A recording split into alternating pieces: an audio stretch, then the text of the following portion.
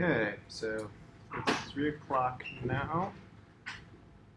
I still had one student that was taking a test today, so I was going to give it back to you next week if that's okay, if you want. I can give it to you after class. But I guess some of you are going to get for the testing center anyways.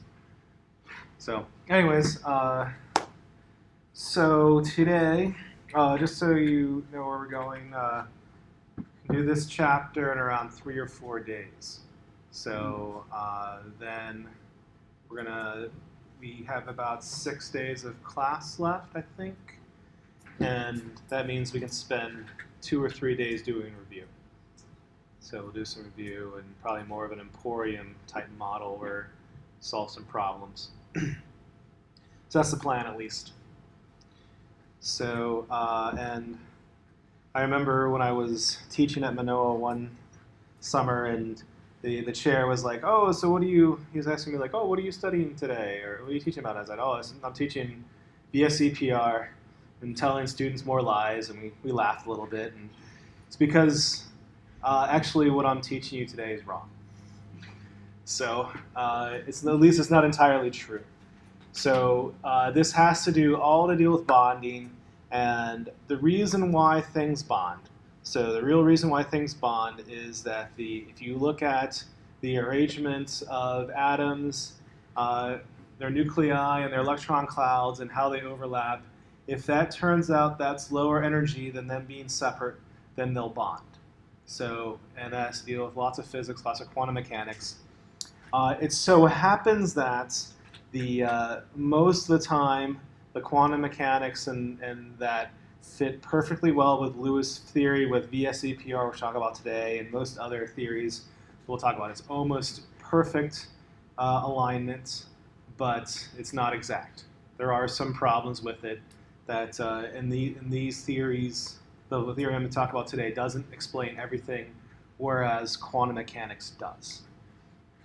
So that's why this is invalidated. And so well, why am I teaching this then? If it's not true, if this is not the proper theory, why am I teaching it?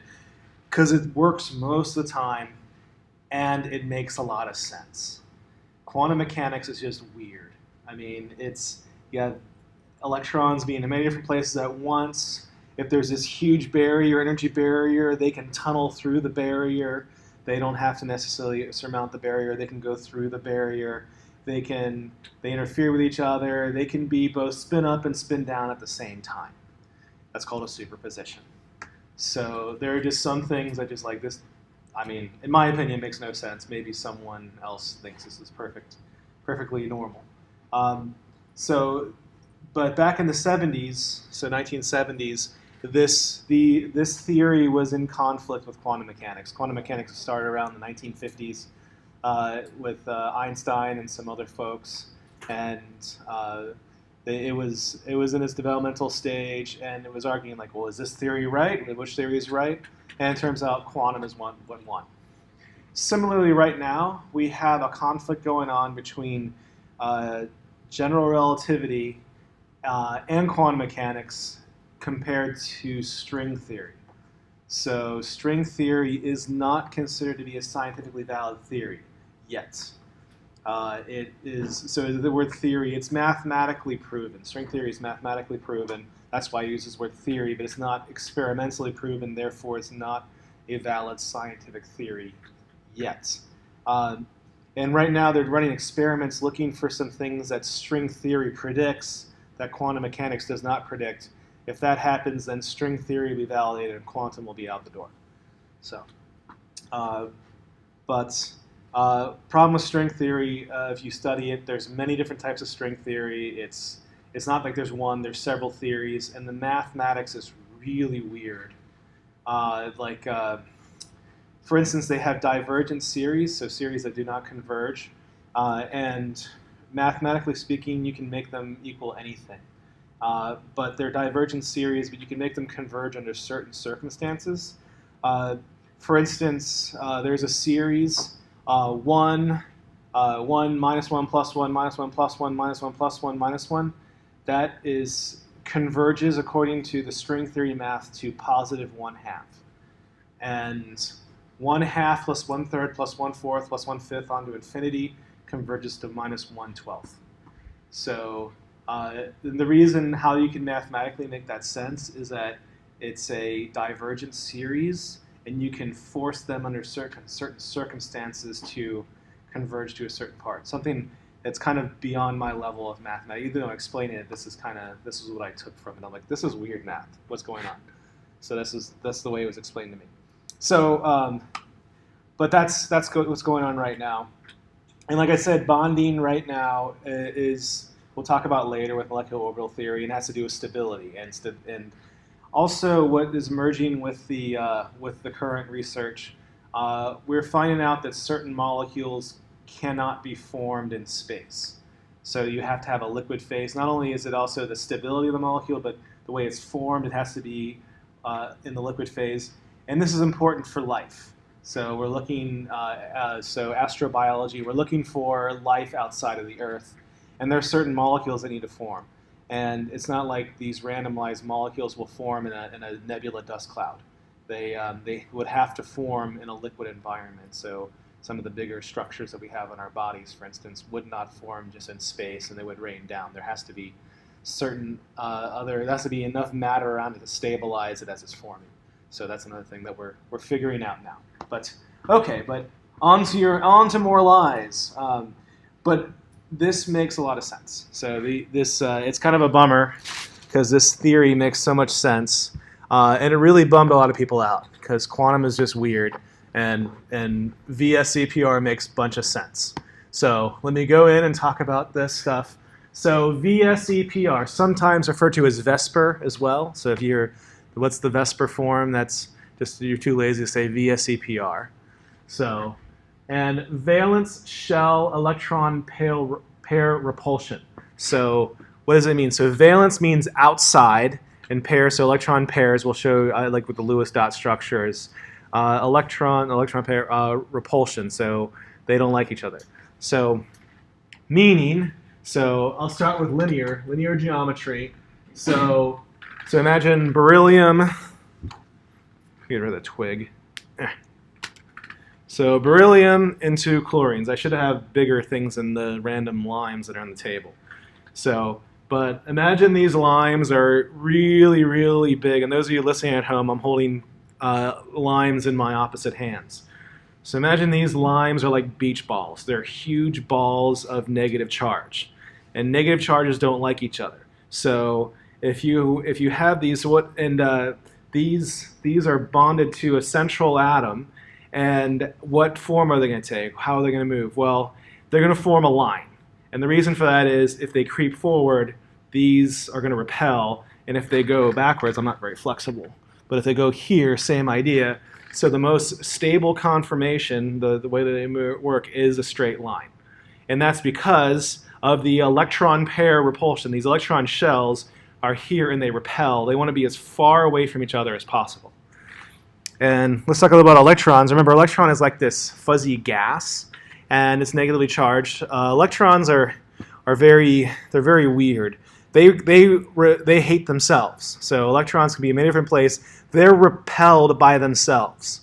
So an electron can spread out, and since it's negatively charged, an electron is going to be as diffuse as it can. So it's actually going to spread out. So when you have lone pairs, the electrons are repelled by itself, so they get really big, and they have their existence in a general area, but it's much greater than, say, like around a hydrogen atom, which I'll show you pictures later.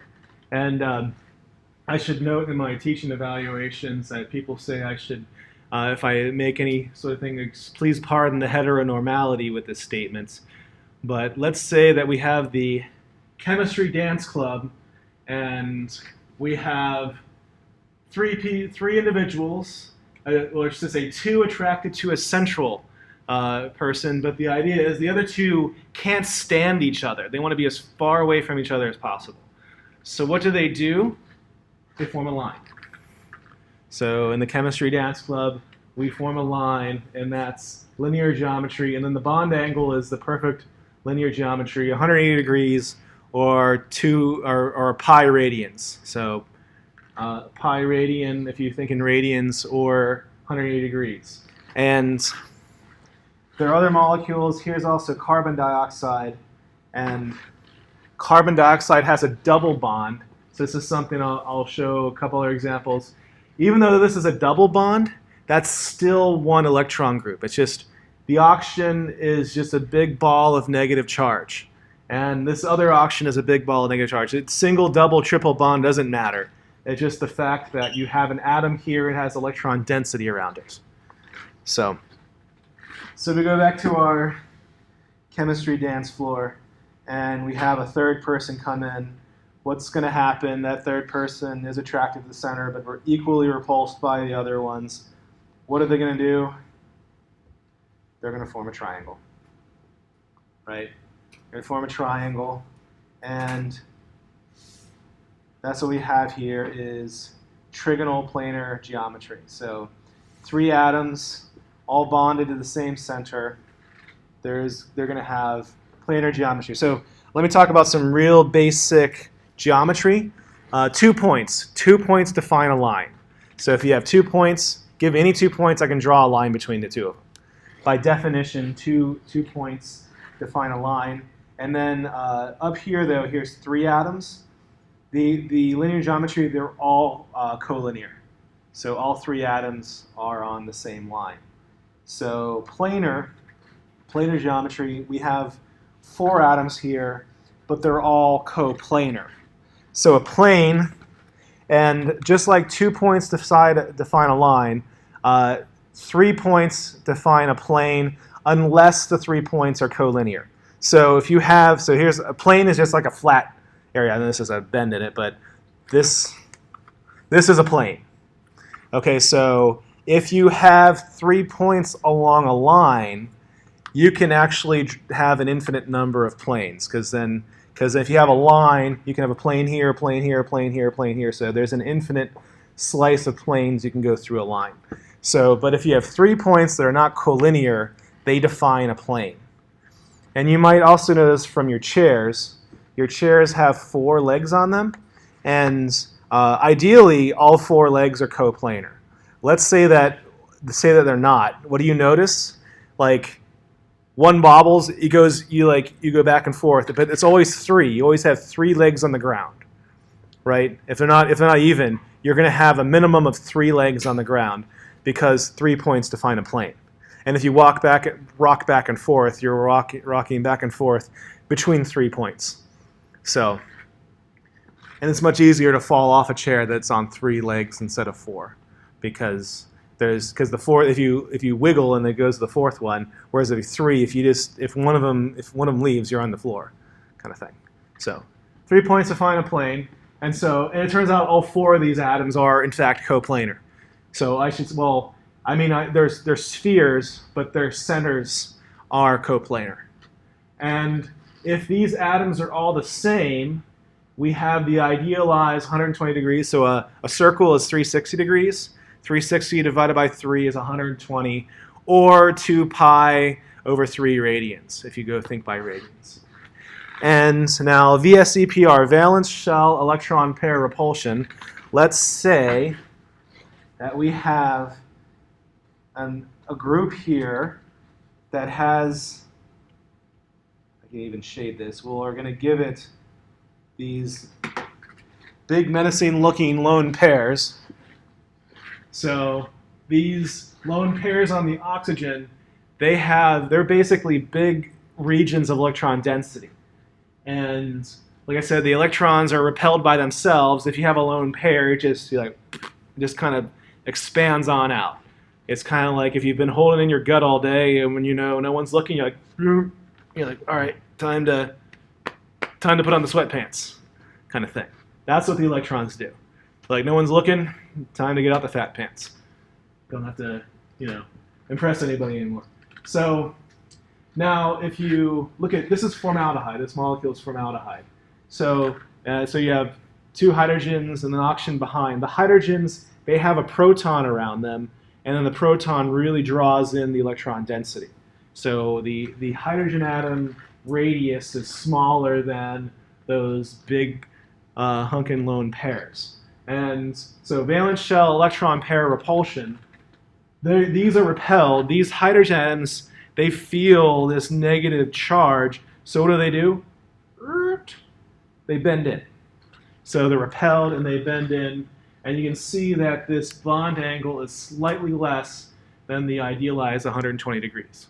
So that's the electron pair repulsion. So now let me show you a video. Did I have it queued up? Nope. Oh man.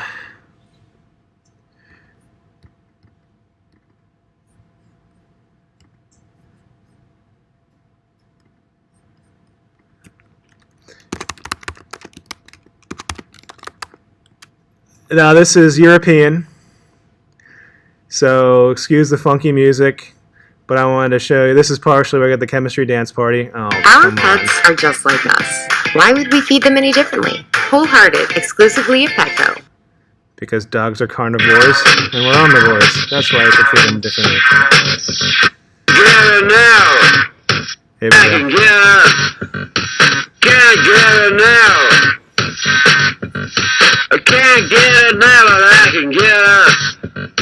Walk up the stairs! Walk up the stairs! Can't get it now! I can't get it now! I can't get it now! Gotta Oh, shoot. I'm going to go back. So notice how these bond, though. When we had three things bonding, they were coplanar. These ones here, you have three around, but then one goes below. So this next one is the tetrahedral geometry.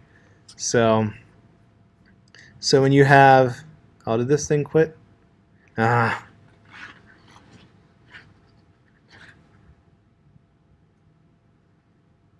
There we go.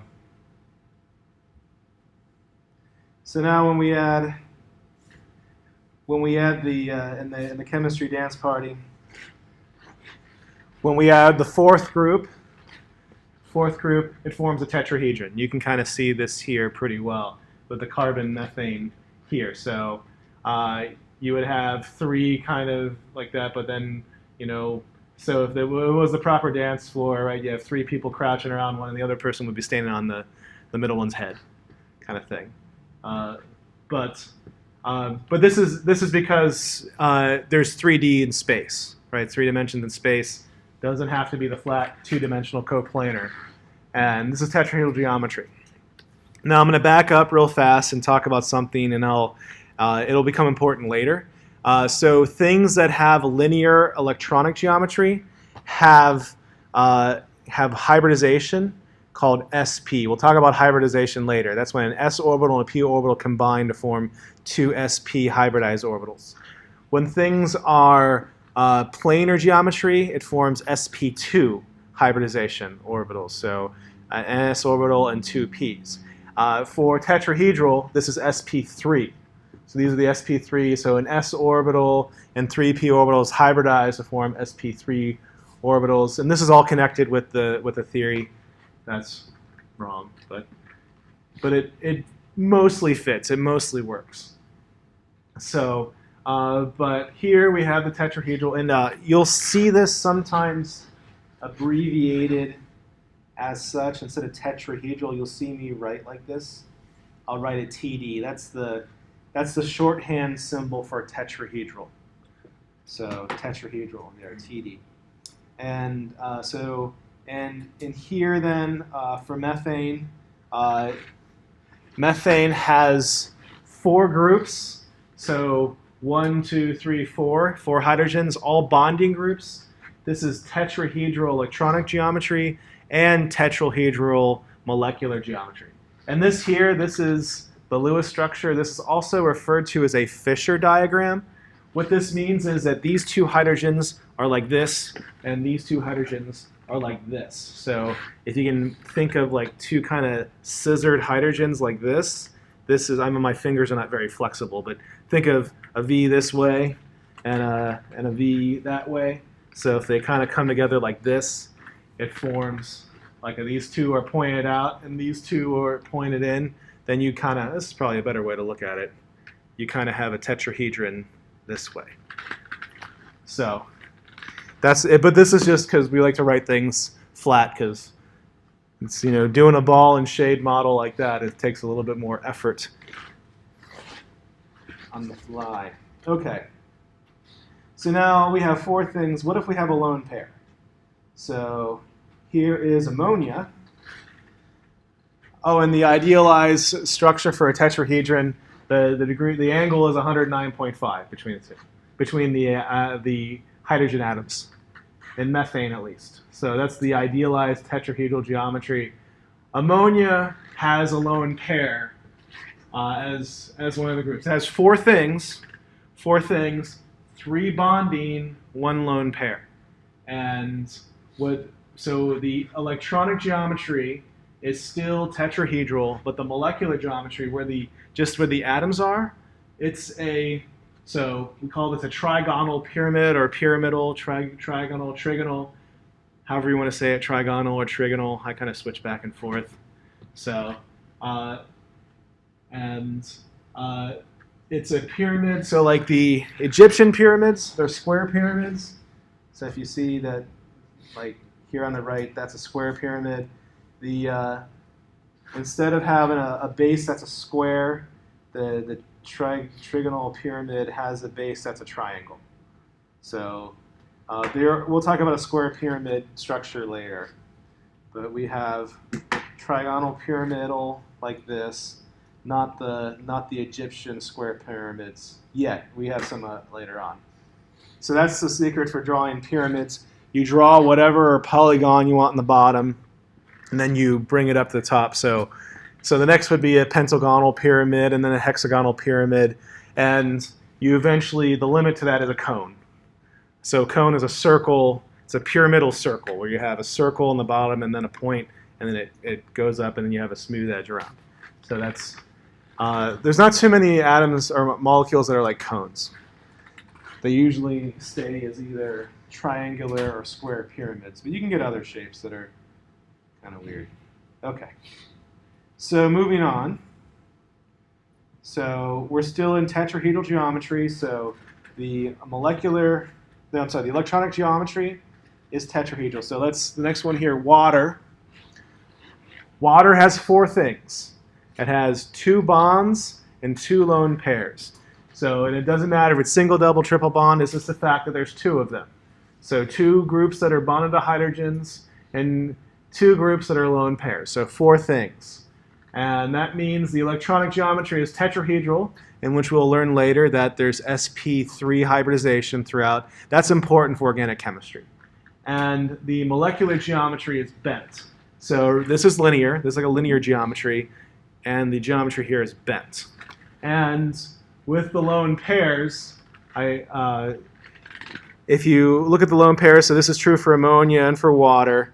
What happens here is, so here would be the about 109 degrees for.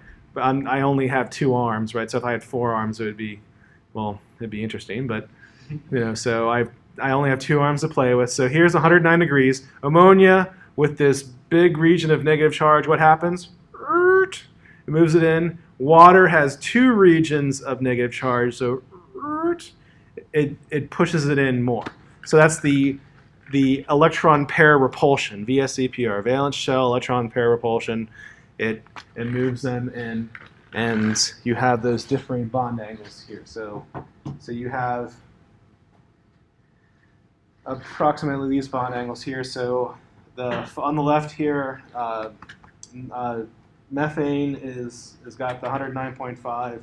Ammonia has got a little bit lower than that, and then water has a little bit lower than that even. So the bond angles between them. Okay. So how are we doing? So our questions.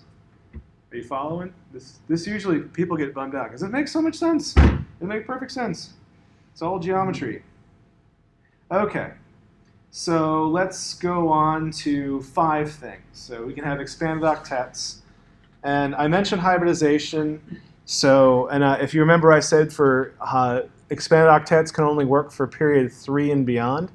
And the reason for that is the hybridization of the orbitals for this For 5 is sp3d, and for 6 is sp3d2. And I'm sorry, I'm seeing some blank faces. We haven't talked about that yet. I know, but I'm trying to connect this knowledge with that knowledge now so that you can chunk it together more easily. And so for period 2 is lithium, beryllium, boron, carbon, nitrogen, oxygen, fluorine, neon. That period, that has n equals 2. So that means L can be 0 or 1. That means you have s and p orbitals. So for period 3, n equals 3. That means L can be 0, 1, or 2, which means s, p, and d orbitals. So even phosphorus, so phosphorus is right under nitrogen. It's period 3. Even though it doesn't have d orbitals populated, it has d orbitals in the n equals 3 shell, so it can use them. So you can use them for electron density. That's the reason why then the phosphorus, so phosphorus, sulfur, chlorine, bromine, and argon and below in the noble gases, those can all form expanded octets. But here, so phosphorus pentachloride is the n equals, so the number 5. And so, let's just say n. This sometimes is also referred to as the steric number. That just means how much stuff is around something. This is a steric number of 5. There's 5 things. Now, this is the 5 things. We have the trigonal bipyramidal geometry. So that means you have a triangle. So triangle geometry, 2 pyramids. So pyramid above, pyramid below. But then you have the trigonal plane. This is also known as the equatorial position. So I'm kind of doing it around my center of mass is about right here. So here is the equator along my center of mass. And then the atom that's here and here, that's known as the axial atom. So this is the axis. This is the equatorial plane, and this is a. It looks kind of twisted, but it's just because, you know, on paper the plane is here. It's this equator here, and the axial is here. And the equator, the bond angles here, it's just the same as the trigonal planar. It's 120 degrees. 120 degrees here for all 3 of them. So it's circle divided by 3. And then more geometry. If you have a plane and the plane is perpendicularly bisected by a line, it is perpendicular to each spot. So it's perpendicular here, it's perpendicular here. So to all the spots, this bisected plane with the perpendicular, or the plane perpendicular bisect.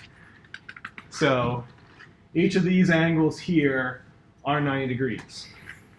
So if you have an electron group that's big, let me illustrate with these 2.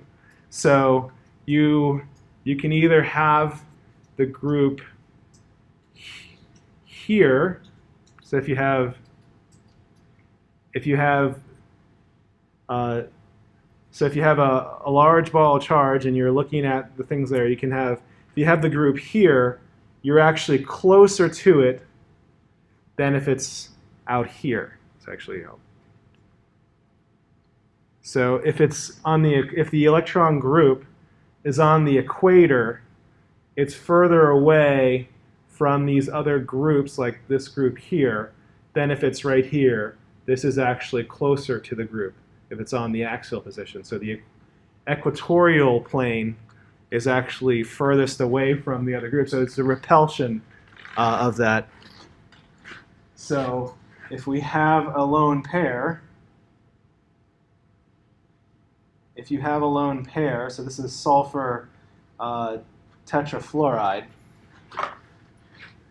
So having a central atom with a lone pair, it does not go on the axial position, it goes on the equatorial position, because that way it is further away from the other groups here and I guess here and here. So it's the further away from that. Like to me, that didn't make sense when I first read about that. When I was a student, I was like, it should be like this is the better spot. No, it's actually the equator. So, and now when you have this situation like sulfur tetrafluoride, your steric number is 5. 5 things. 4 bonding. So 1, 2, 3, 4 bonding fluorines. 1 lone pair. That's the 5 things. So bipyramidal electronic structure, which means sp3 dehybridization. So, and then the molecular geometry, this is known as a seesaw.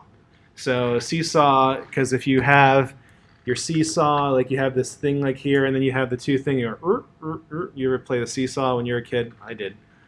So, and you like jump up really high to see if you can knock the other person off, that kind of thing. Or if you're heavier, you can like sit in the bottom and be like, hey, how's it going up there? You know, some of the joys of being the, you know, the fat kid.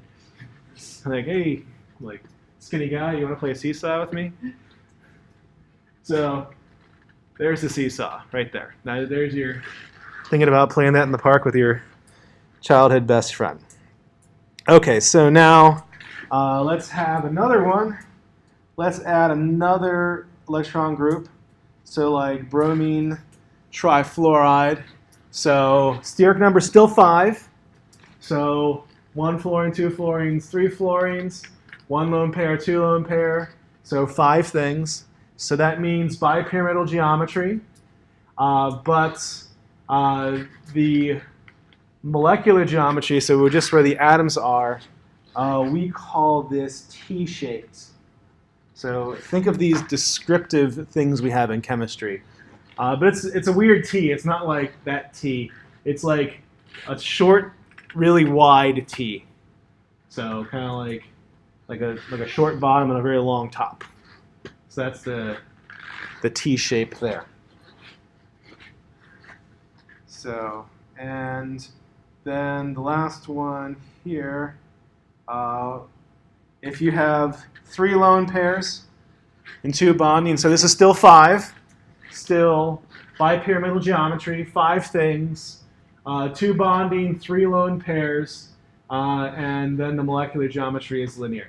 So why am I painstakingly going through each and every one and talking about it? Because this is important later. We're talking about polarity. So molecules can be polar and nonpolar, and they have to do with a break in symmetry. So molecules that are polar have a charge on one end, and they have to do when they have a break in symmetry. Only depending on what the groups are on each of the atoms and the geometry of the atoms tells you whether or not the molecule is polar. So for instance, all bent molecules are polar. All pyramids are polar.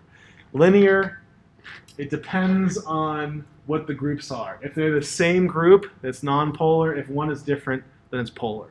So we'll talk about that, not this class, in a subsequent class. How are we doing? Any questions? Okay, so now we're up to 6. And in this class, we're not going to go beyond 6. So you can go beyond 6. You can have a steric number of 7, but we will not go beyond 6 in this class. So for 6 things around a central atom, this is known as octahedral geometry, or a symbol O, capital O, little h. So octahedral geometry. And so bipyramidal is weird because the equator is different than the axis. So here, though, for the octahedral geometry, the equator is the same as the axis. It doesn't matter which one. So, and octahedra, so the other class didn't know this. Has anybody ever studied platonic solids before? Haven't heard of that? So there's 5 platonic solids. There's the tetrahedron, there's the cube, the octahedron, the icosahedron, and the dodecahedron. So there's 5 of them. And in terms of structural geometry, an octahedron is the same thing as a cube. So at least in terms of the geometry. And icosahedral geometry is the same as dodecahedral geometry. And they have to do with this fact, so I can draw cubes pretty easily. So if you draw a cube,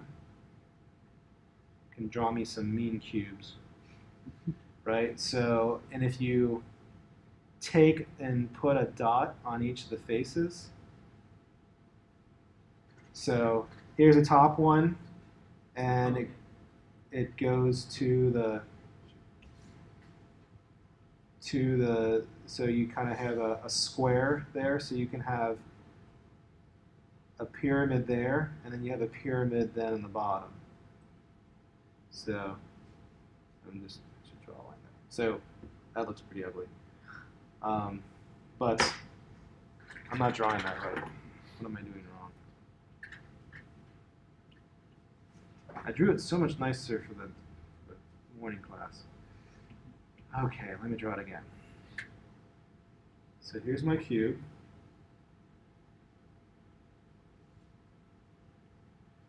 And now we have dots that are there. So that means we have this square pyramid like that. And then we're going to have one below. You can see that. It's like two pyramids stacked up on top of each other. And that actually, those two pyramids on top of each other, that's the octahedron. So the fact that you can fit an octahedron inside of a cube, that means that they're essentially the same geometry, at least as far as molecular geometry. So, and this is important because of spectroscopy. So the way that light interacts with matter depends on the symmetry of the molecule. So, and let me show you a few things. So if you have a hard time seeing this, so fluorite has octahedral structure. Well, it has cubic structure. Is that a good one? Okay, this is a pretty good one. So if you can see this, oh, here's a better polished one. So that's an octahedron. So some people say it's a diamond. Diamond has it's called a zinc blende structure. Diamond does not have octahedral geometry. It has a different one. It has tetrahedral geometry, actually. But that's an octahedron. And to show you the cube, so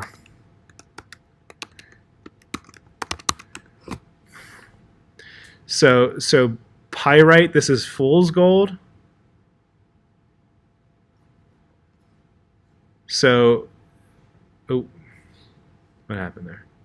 But pyrite has octahedral geometry too. So you can see there's the cube, but you can also, it'll also be octahedrons. Oh, octahedral pyrite. So it's actually, there's an octahedron there. So it's actually the same geometry. So octahedral and cubic are one and the same. So that's the same stuff, and it can grow that way or that way. So, but that's neither here nor there. You might, so if you, I don't know if you play games like dice, usually six-sided. So the cubic dice are six-sided. If you have an octahedra, it's a eight-sided die. And then you can have a tetrahedral die, it's a four-sided die. And I forget how many sides icosahedrons and dodecahedrons have. Or do you want to see what those look like? Looks like, okay. Seem interested. Okay, Google.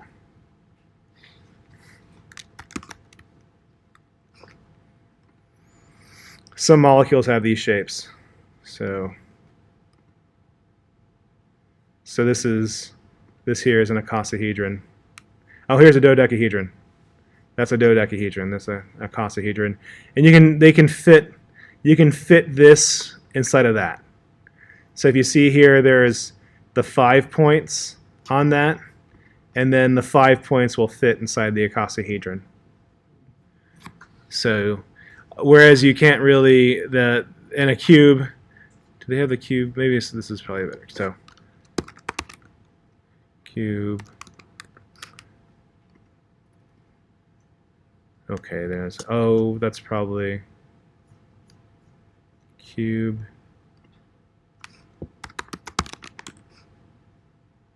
Okay, here's a better one. So you can fit one inside the other. So cube and cube and octahedron are the same thing. At least in terms of symmetry. And therefore molecules will form them interchangeably.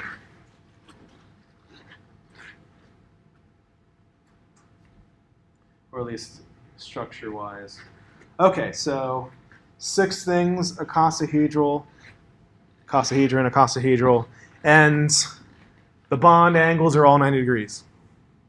So every angle is 90 degrees. And so for steric number 6, for 6 things, so sulfur hexafluoride, what we use in our stealth fighters. And have you guys read the Chinese now have a stealth fighter? So I guess we can play war with them sometime. Who knows? Hopefully not. I don't know if they use SF6 in their fuel like we do. I guess maybe they have something else. I don't know. But these are all the same, and they're all 90 degrees. And unlike the bipyramid, the equator is different than the axis. There's no difference. The axis and the equator doesn't matter. It's all the same. Therefore, if you remove one, it doesn't matter which one. And then so here for bromine pentafluoride, it's a square pyramid, just like the Egyptian pyramids. So, and this is still 6. You have 5 bonding, 1, 2, 3, 4, 5, 5 bonding, 1 lone pair, 6 things. Octahedral electronic geometry, which means sp3d2 hybridization. We'll cover next couple classes. And but the molecular geometry is a pyramid. So it's a square pyramid. And which we'll find out later, this is a polar molecule because it's a pyramid. So, but we haven't gotten there yet. I'm saying that now so you can chunk this information for easier reference later. And that's a square pyramid. But now, once you have the square pyramid, and if you add another electron group, so having this big electron group here, it can be 90 degrees from this one, or it can be 180 degrees from the one on top. It picks the one on top. Because that way, so if you have this big beach ball of charge, if you have a big beach ball over here, they start to repel. It's better if you have a big beach ball down here. Up here, I feel like I'm doing like the old flexing thing. Like, have you seen my beach ball? Is it here or here? So the beach ball is going to go above. Like so. So then you have here what's called a square planar. So this is a planar molecule. So xenon tetrafluoride. So still 6 things, 4 bonding, 2 lone pairs, 6 things. So electron geometry octahedral, which means sp3d2, and then molecular geometry square planar. So, and these tend to be a little bit more exotic. Like you don't find many square planar molecules. There is one. There's a cancer drug called cisplantain. It's square planar. It's also known as an alkylating agent, which means it cross-links strands of DNA. It's a mutagen. So one of the strongest alkylating agents that we have is known as mustard gas. Have you heard of mustard gas? It's actually a liquid. It's not a gas. But it's a blistering agent.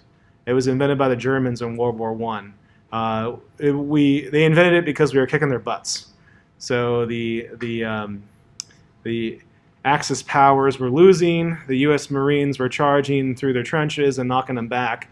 And they found out, well, if they shoot a Marine dead, that we just keep on coming.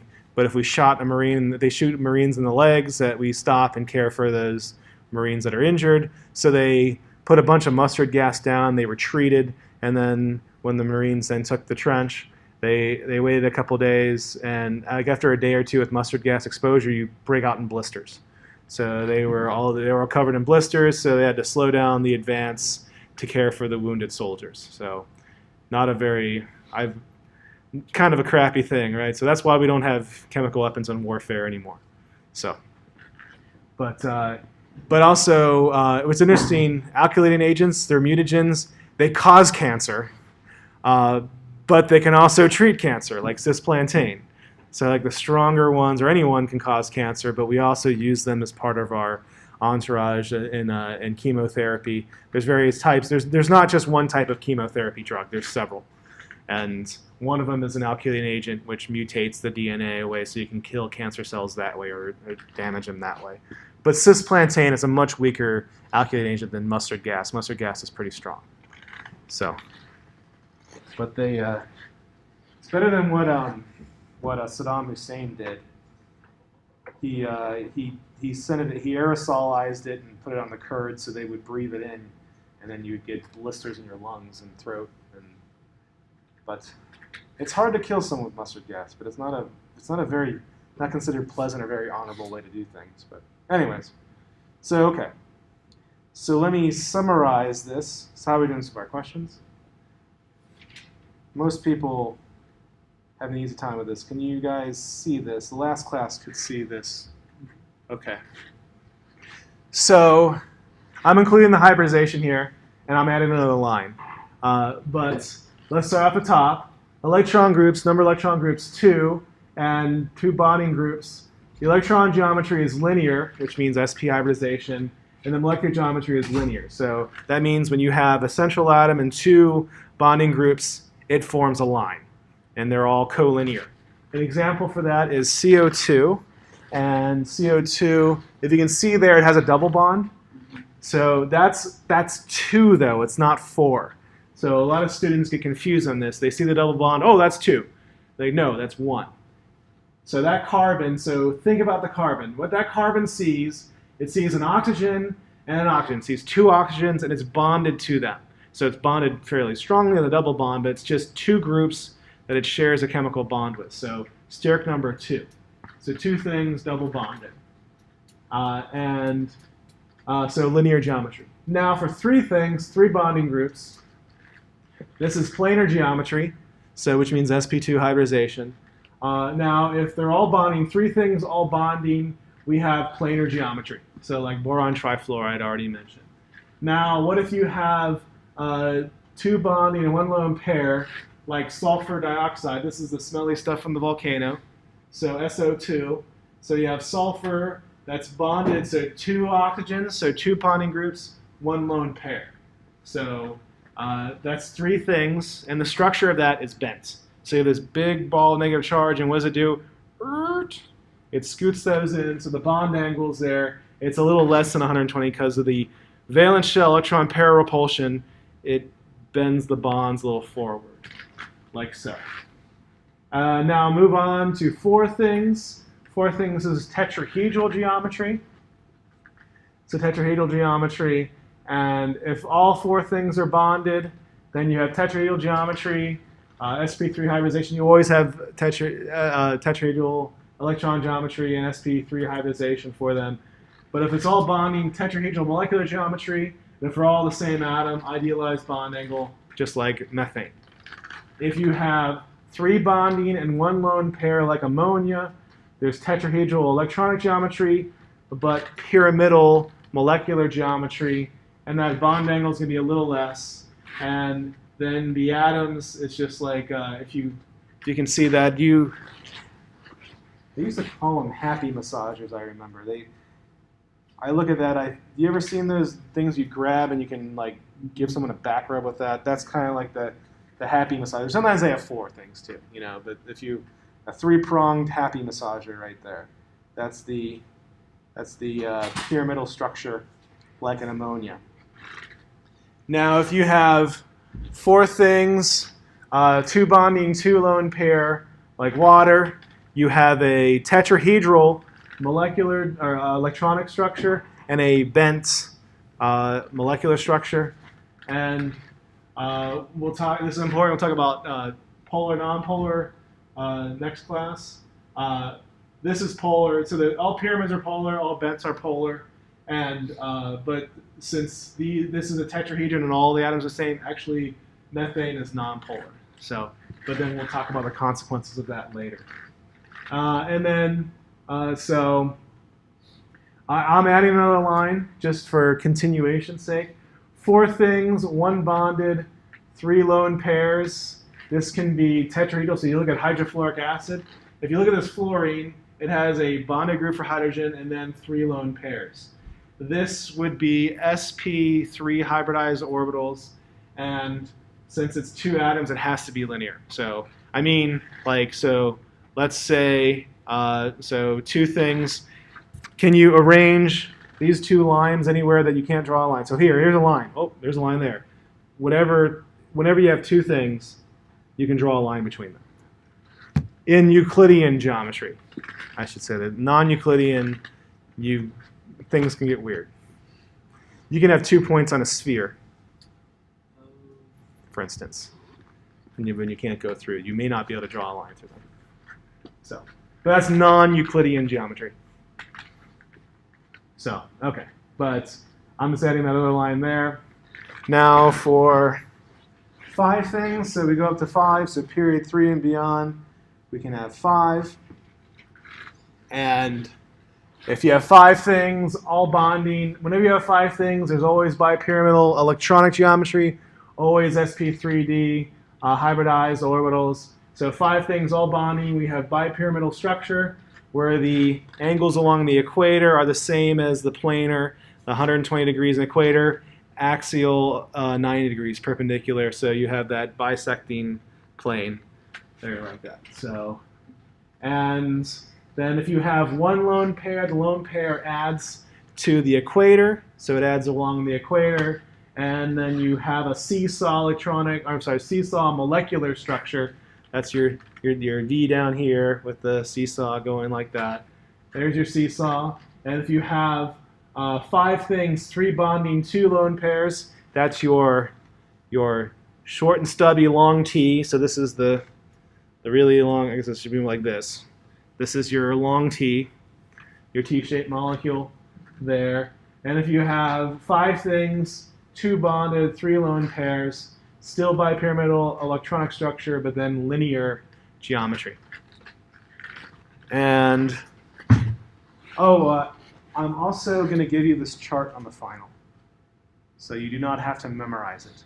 So don't go home. I'm very much against memorization, and I guess I'm realizing more and more with some conversation with students, there is a lot of memorization in chemistry.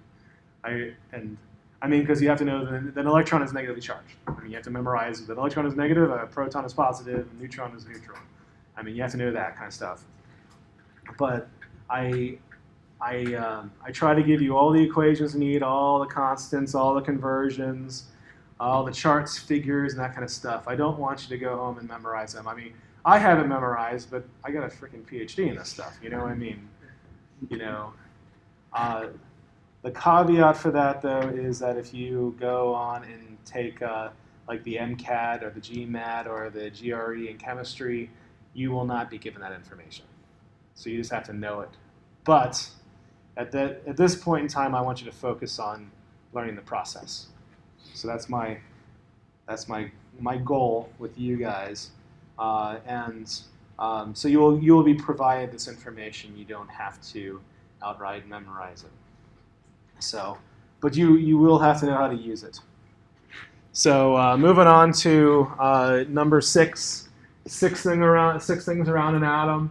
6 things means octahedral geometry. So all electronic geometry with 6 things is always octahedral, always the same hybridization, sp3d2. If all 6 are bonded, we have an octahedral molecular geometry as well. If you have 1 that's non-bonded, you have the lone pair, we have a square pyramid. If you have 2 that are lone pairs, the other lone pair goes above and below, so 90 or 180 degrees to each other, and then it forms a square planar flat structure, like so. So anybody have any questions with this? No? All right, well, we're kind of, this is where we stopped in the noon class, and I don't like moving on. Besides, it's kind of a full day of talking anyways. So, but I'm inclined to end class a little early then. So, anybody have any questions? So, no? All right, well then, you are free to go.